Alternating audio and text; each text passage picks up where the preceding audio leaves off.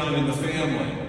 We see loss of life expectancy. I mean, for the first time, over the last decade, for the first time since they started taking and measuring life expectancy for American workers, both men and women, has actually been declining. We are experiencing spiritual plagues in so many ways. It is a moment of great peril for our nation. And the church has been under siege.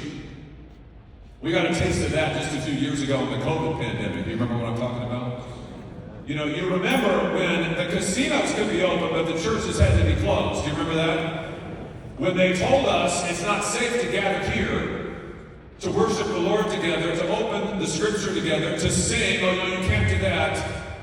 That's not essential. Every church in America has to close down, but every casino, every gambling place, every bar, they can all be open, that's all fine, but every church in America has to close. What we saw there was the true intent of so many today in the secular left in our country who want to persecute the church. We have a plague in this country, a spiritual plague in this country, persecution against the church, the loss of hope and family and future among our people.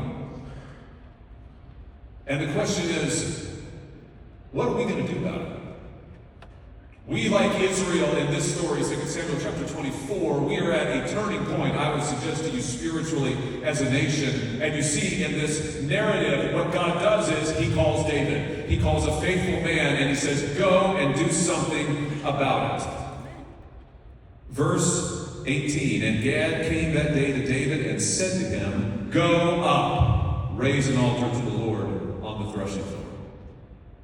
How does the way of revival begin here for Israel in this story? How does it begin for the United States? Well, the first thing I would suggest to you is we as believers have to go up where the need is. We've got to go.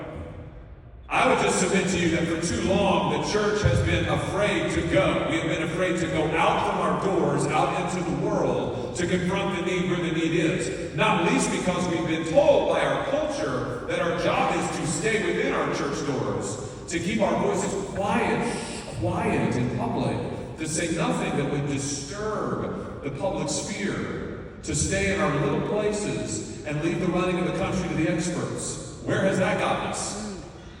Danger and disaster. You know, since the 1960s at least, there has been this philosophy in this country that has been pushed by the secularists that has told the church, number one, we should not be praying in schools. We should not be opening the Bible in schools.